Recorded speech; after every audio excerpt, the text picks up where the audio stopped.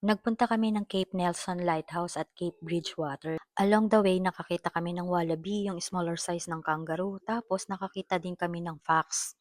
Meron din silang windmill dito, parang Ilocos lang ang peg. Ang difference ay yung weather dito.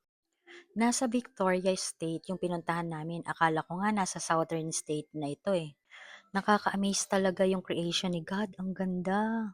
Yung weather namin dyan, mga 15 degrees siguro. Tiis lamig lang kami dyan for the video and pictures. Actually, summer ngayon dito.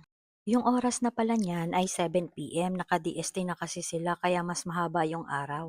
Kasama ko pala si Tol Lala at yung family niya. Nilibot-libot nila ako tapos pinakain na rin, haha. Pagkatapos dito sa Cape Nelson Lighthouse, pumunta naman kami sa Cape Bridgewater.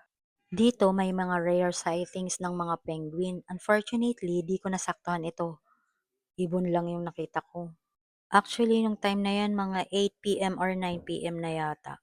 Ayun lang yung mga experience ko. Salamat sa panonood.